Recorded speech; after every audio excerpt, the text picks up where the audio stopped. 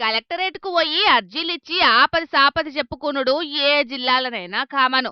Collector సారే సీట్లకెళ్లి లేచొచ్చి అర్జీలు స్వీకరించి ఆపది సంపద అరుచుకునుడు స్పెషల్. అట్లనే చేసి వార్తల నిలిచిండు పుట్టపర్తి కలెక్టర్ శ్యామ్ ప్రసాద్ సారు.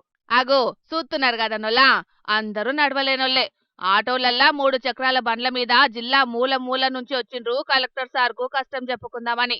ఇక ముచ్చట తెలిసి భక్తుల కోసం గర్భగుడి ఇడిచిపెట్టి కదలొచ్చిన దేవుని లెక్కనే కదిలిండు సారు. ఒక్కొక్కలను ప్రేమగా వల్కరించుకుంటా అర్జీలు తీసుకున్నాడు. సోమవారం జిల్లా కలెక్టరేట్ల కాడ ప్రజా సమస్యల పరిష్కార వేదిక పేరిట అర్జీలిచ్చే కార్యం నడుస్తున్నది కదా. అట్లనే దివ్యాంగులు కూడా కలెక్టర్ సార్కు అర్జీలిద్దామని వస్తే కలెక్టర్ సారే గిట్ల స్వయంగా గదిలొచ్చేటాలకు మస్తు ఖుషైండ్రు దివ్యాంగులంతా.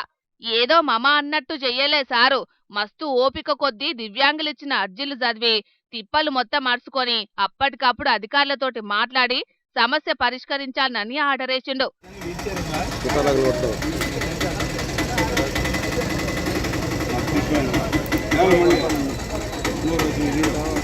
హాస్పిటల్ తీసుకెళ్ళాలి.